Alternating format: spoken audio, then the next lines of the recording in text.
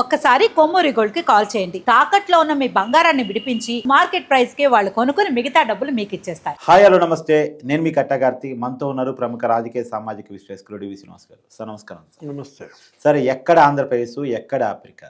ఆంధ్రప్రదేశ్లో మద్యం స్కామ్ ద్వారా సంపాదించిన డబ్బు ఆఫ్రికాగా జరిగిందంట. ఆఫ్రికాలో ఇనుప ఖనిజ కర్మాగారంగాను, ఆహార శుద్ధి కర్మాగారంగాను ఆ డబ్బు మారిందంట. చెవిరెడ్డి భాస్కర్ రెడ్డి గారి రీళ్లు ఎంక్వైరీ చేస్తున్న కొద్దీ బయటకు వస్తూ ఉన్నాయి. నిన్న ప్రణయ్ ప్రకాష్ అనేటువంటి ఒక వ్యక్తి ఇచ్చిన వాంగ్మూలం మేరకు వచ్చిన కథనాన్ని ఎలా చూడాలి? అంటే ఇవాళ మద్యం కుంభకోణంలో కొల్లగొట్టిన డబ్బు అసలు ఎన్ని దేశాలకు వీళ్ళు మనీ లాండరింగ్ చేశారు?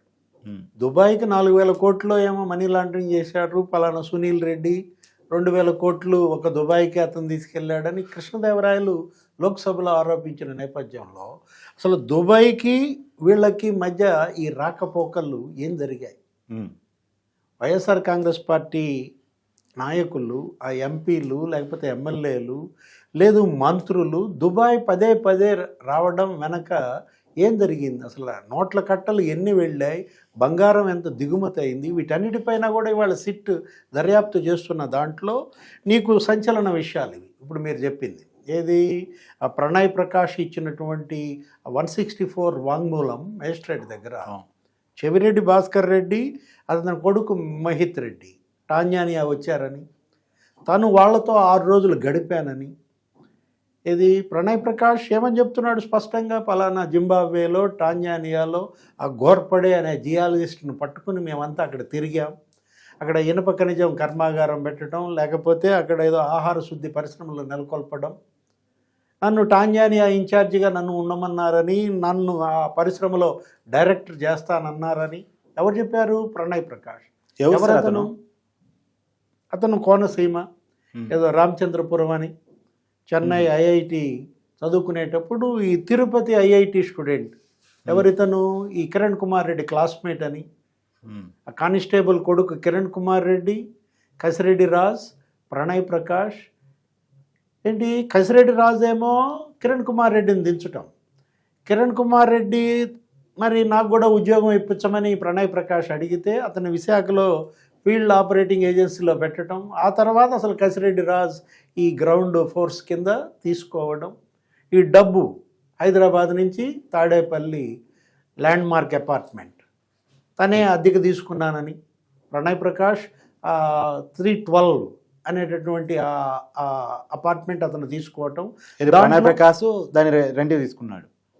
దాంట్లో మరి అతను ఇచ్చిన వాంగ్మూలం స్పష్టంగా అతను పేర్కొన్నాడు అనమాట. ఏది, ఏపీ మరి 03 BF 0099 ఎవరి వాహనం అది? ఆ వాహనం పదే పదే వచ్చేది, దానిలో అట్టపెట్టెలతో మేము నోట్ల కట్టలు పెట్టి పంపించేవాళ్ళం. అంటే అది చిత్తూరు రిజిస్ట్రేషన్ స్పష్టంగా కనపడుతుంది. ఏపీ 03 అంటే అవును, 0099 నంబర్ వాహనం. అది చెవిరెడ్డి భాస్కర్ రెడ్డిదా, మహిత్ రెడ్డిదా, మిథున్ రెడ్డిదా? ఇప్పుడు మిథున్ రెడ్డి అరెస్ట్ అనుకున్న నేపథ్యంలో మనకు ఒక్కసారిగా భాస్కర్ రెడ్డి అరెస్ట్ అయిన పరిస్థితి. అవును, భాస్కర్ రెడ్డిని అసలు బెంగళూరు ఎయిర్పోర్ట్లో గతంలో పట్టుకొచ్చారు. అవును, మహిత్ రెడ్డి మరి భాస్కర్ రెడ్డి అరెస్ట్ చేసి తిరుపతి తీసుకొస్తే అక్కడ సినిమా చేశాడు. 41A నోటీస్లో ఏమి ఇచ్చారు? అతను ఏమన్నాడు, దుబాయ్లో నా కొడుకు ఫ్రెండ్ పెళ్ళి వెళ్తున్నానన్నాడు. వెళ్తోంది దుబాయ్ కొడుకు ఫ్రెండ్ పెళ్ళికా, లేకపోతే అటు ఈ జింబాబ్వే లేకపోతే టాంజానియా సౌత్ ఆఫ్రికా వెళ్ళాడా లేదా? 6 రోజులు ప్రణయ్ ప్రకాష్ కలిసి తిరిగారా లేదా? అంటే వీళ్ళల్లో అసలు ఆ స్టీల్ ప్లాంట్ పెట్టే అంత డబ్బు ఎక్కడి నుంచి వచ్చింది? ఇప్పుడు ఆర్సిలార్ మెట్టల్ లేకపోతే జిందాల్ ఆ స్థాయికి వీళ్ళు వెళ్ళిపోయారా? అన్ని వేల కోట్లు లక్షల కోట్ల సంపద వీళ్ళ దగ్గర పోగైందా?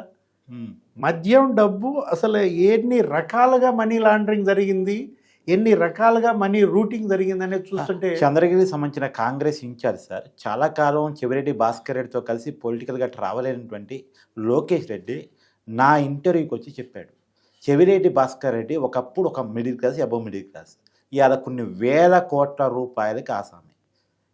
ఎలా సంపాదించాడు? 2019 నుంచి 2024 మధ్యలో ఒక రకంగా నేల మీద నుంచి ఆకాశానికి ఎదిగాడు ఆస్తుల్లో, అతను చెప్పిన వివరాల ప్రకారం. ఆ 5 ఏళ్లలోనే 5,000 కోట్లు ఆర్జించాడని మనం ఏదో మీడియా కథనాల్లో చూసాం. ఒక 5 చోట్ల అతనికి విల్లాలు, వందల ఎకరాల భూములు, ఏదో రేణిగుంట, సుళ్ళూరుపేట, లేకపోతే నాయుడుపేట, ఇటు తిరుపతి. అంటే ఇవాళ ఎన్ని రాష్ట్రాల్లో ఇవాళ ఇతను సంపద పోగేసుకున్నాడు. రాష్ట్రంలో, దేశాల్లో కూడా.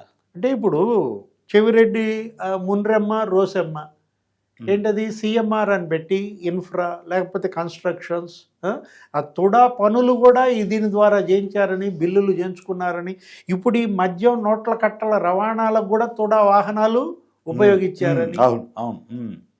ఎలక్షన్కు ముందు ఈసీ నిబంధనలు కఠినంగా ఉంటాయి కాబట్టి కుదరదని ఏడాది ముందు నుంచే హైదరాబాద్, నానక్రామ్ కూడా, లేకపోతే ఈ జూబ్లీ హిల్స్, ఈ ప్రాంతాల నుంచి ఇక్కడ కూడబెట్టినటువంటి ఈ బస్తాల డబ్బులు ఈ వాహనాల్లో సూర్యాపేట లేకపోతే ఇక్కడికి తీసుకొచ్చారని. ఇప్పుడు ఈ వెంకటేష్ నాయుడు ఇతనేంటి, ఇతను ఒక ఒంగోలు రియల్టర్, లేకపోతే అతనెవరు, ఆ ప్రద్యుమ్న ఒంగోలు రియల్టర్. ఆ పట్టుబడిన డబ్బు 8,37,00,000. అది నాది, వ్యవసాయం ద్వారా సంపాదించిన డబ్బు, లేకపోతే రియల్ ఎస్టేట్ కూలీలకు పంచడానికి ఇస్తున్నాను అని ప్రద్యుమ్న తప్పుడు వాంగ్మూలం ఈసీకి ఇవ్వడం. అసలు అతనికి అంత భూమి లేదు, వ్యవసాయం, అతనికి అంత కూలీలు కూడా పనిచేయటం లేదు రియల్ ఎస్టేట్ దగ్గర.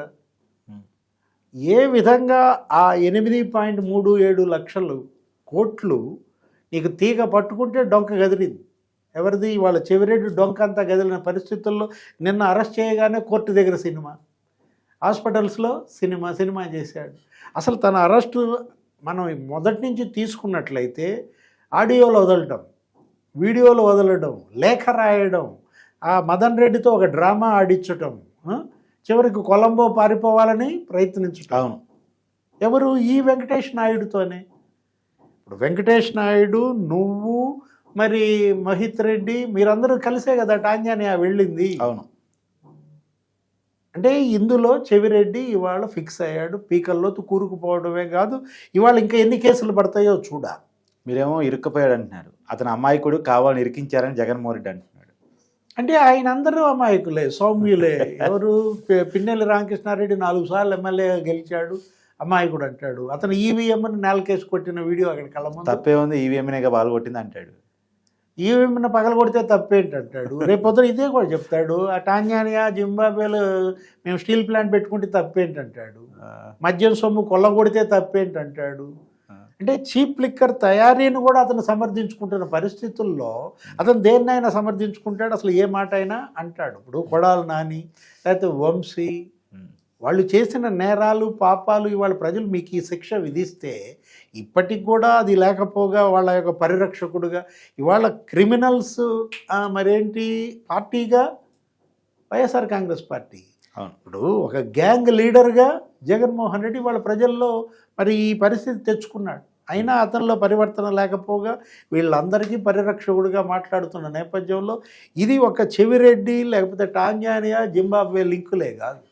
పెద్దిరెడ్డి రామచంద్రారెడ్డి ఎన్నికలకు ముందు ఫలితాలు వస్తున్న వేళ తన పిఎల్ఆర్ కన్స్ట్రక్షన్స్ తాలూకు పరికరాలు, ఆ టిప్పర్లు, ఆ వాహనాలు ఇవన్నీ కూడా ఆఫ్రికాకి పంపించారు షిప్స్ ద్వారా. అదేమంటే అక్కడ మాకు వ్యాపారాలు ఉన్నాయన్నారు. అంటే సౌత్ ఆఫ్రికా పెద్దిరెడ్డి రామచంద్రారెడ్డి వ్యాపారాలు ఏంటి, ఎక్కడి నుంచి వచ్చాయి అంటే కొల్లగొట్టిన సంపద ఈ 1000 కోట్లు వీళ్ళు విదేశాల్లో ఎలా మనీ లాండరింగ్ చేశారనేది నీకు ఇక్కడే కనపడుతున్న వేళ ఈడీ ఇప్పుడు దీనిపైన ఉన్నత స్థాయి దర్యాప్తు జరపాలి. ఈ టాంజానియా, ఈ జింబాబ్వే, చెవిరెడ్డి రిలేషన్స్ పైన ఇవాళ ఈడీ దర్యాప్తు జరిపితే తప్ప నీకు నిగ్గు తేలదు. Thank you sir.